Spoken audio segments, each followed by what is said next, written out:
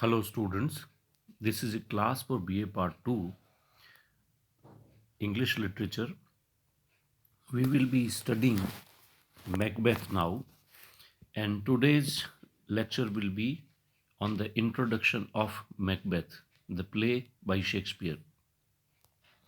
First of all, we will talk about the date of composition of Macbeth. Although the date of composition of many of Shakespeare's plays is uncertain, there is a there is a fake degree of certainty that Macbeth was written in 1606. It was first performed before James I, the King of England, and his royal guests. It has also been suggested that the play was written with James' tastes in the mind, such as his interest in his native country, Scotland, and his pride in his own lineage. Shakespeare's object in pleasing King James was to promote the fortunes of his art company, which in 1603 been named the King's Men. In the list of Shakespeare's plays, Macbeth comes after Othello, Hamlet, Measure for Measure, and before Antony and Cleopatra and Coriolanus. And now we talk about the sources of the play, from where Shakespeare has taken his material to write this play.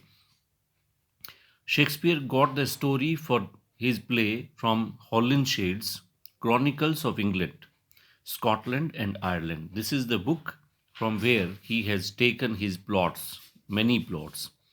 Holinshed's work was a historical compilation which provided Shakespeare with much of the material for the 10 plays that were grounded under the heading Histories.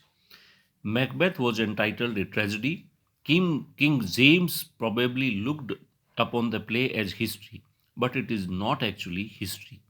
The material in this play is of the kind that is called legendary rather than historical, though certain incidents resembling historical ones might have been used by Shakespeare. In other words, the play does not contain factual history. Additional sources for Shakespeare's plays have been suggested. These are William Stewart's Book of Chronicles of Scotland. This is one of the book, and Buchanan's History of Scotland, the other book. The main source, however, is undoubtedly Holinshed's Chronicles. You have to remember this, because whenever a question is asked, you have to say the main source of Macbeth is Chronicles of England by Holinshed. Although Shakespeare has put his own imagination to write this play. Now we talk about the salient features of the play, main features of the play, and in these features, first of all, we will discuss about the supernatural elements. There are four scenes in the play in which we meet certain supernatural characters. In the very opening scene of the play, we meet three witches who make certain prophecies. Prophecies means predictions relating to Macbeth and Banquo. Prophecies on the entire the play hangs on the prophecies of these witches. Then in Act 3, Scene 5, and then Act 4 and Scene 1, we meet Hecate, the goddess of witchcraft, besides the three witches themselves. Apart from their role in the action of the play, these supernatural characters impart a very strange kind of character to the play, and they enhance its horror. And besides the supernatural characters, we have in the play brief accounts of certain supernatural happenings, omens, portents, prodigies, etc. We can also have an account of the supernatural powers of healing and of prophecy with which Edward the Confessor, the English king, credited. There was an English king named Edward the Confessor who could heal people by simply touching. This is believed in England. In England, Macbeth can also be studied as an as a study of evil. In philosophical and moral terms, this play may be described as a study of evil. In fact, the play has been called Shakespeare's most profound and mature vision of evil. The play centers on a struggle between the individual and the forces of evil in the world. It is also a study of damnation. Damnation means when you go to hell because of your evil deeds. Evil has in it the seeds of self destruction. This is what the play demonstrates. Both Macbeth and his wife, Lady Macbeth, are portrayed in such a way to drive this point forcefully home to our hearts. The witches who prophesied that Macbeth will become the king of Scotland are embodiments of evils. And whereas Macbeth is an embodiment of uh, ambition, one of the elements of tragic flaw. Atmosphere of terror is another point on which we can talk. Terror is one of the dominant feelings produced by almost all the tragedies. But in this play, an atmosphere of terror pervades in the whole play. The part played by the witches and by the portents in producing terror has already been indicated, but terror is produced also by the imagery, by the use of dramatic irony, and by the diabolical deeds, the very evil deeds, and the agonizing experiences of the two main characters, Macbeth and Lady Macbeth. There are so many killings in the play that the constant effect of terror is felt throughout the play. Even in the conversations of the major characters, you can feel the atmosphere of terror. And the play is significant from the point of view of the two major characters, Macbeth and Lady Macbeth. The true greatness of the play actually depends, of course, upon the Shakespeare's unforgettable portrayal of the hero villain, you can say anti hero, and his female counterpart, Lady Macbeth. Macbeth is the hero who becomes a criminal. He starts his career by committing a crime not willingly or readily, but with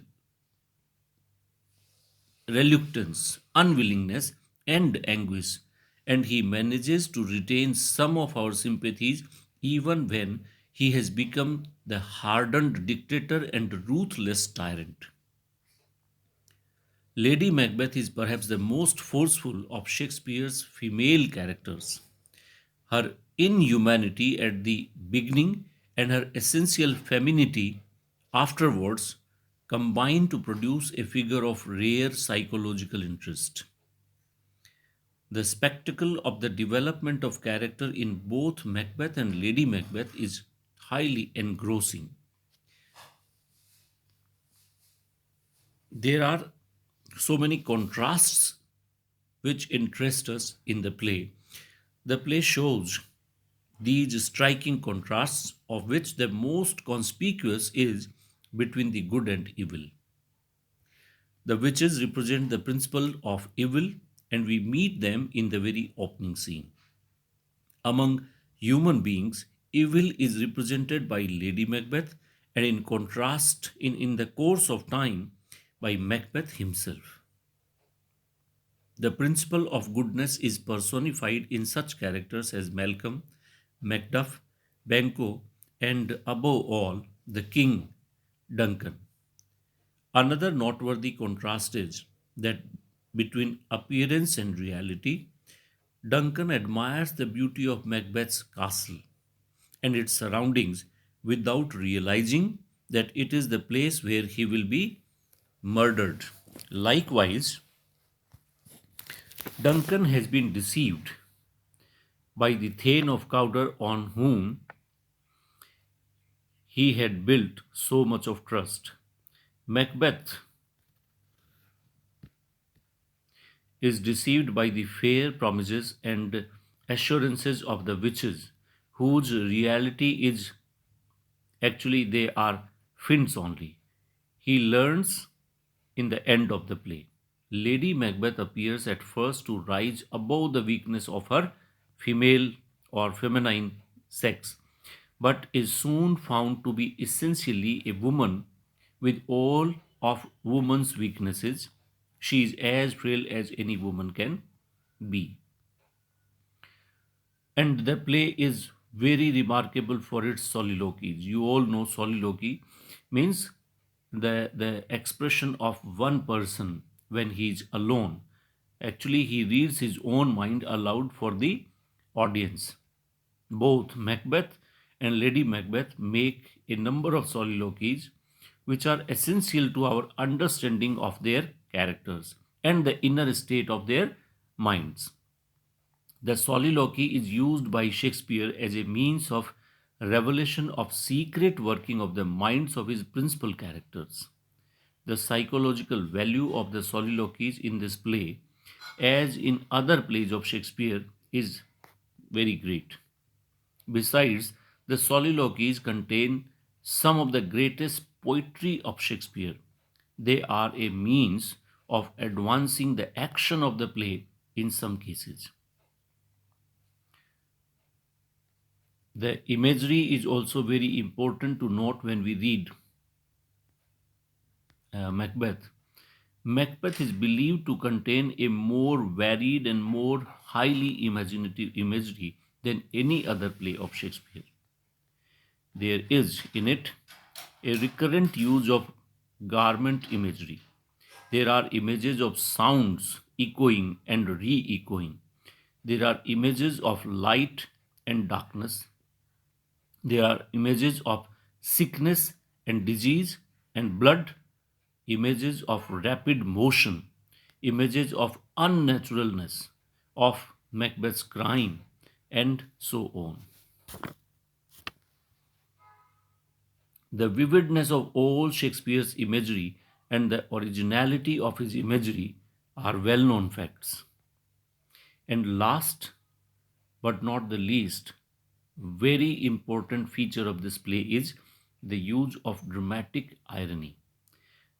There are a large number of instances showing an effective use of dramatic irony in this play. All the praises showered on Macbeth in the early scenes of the play.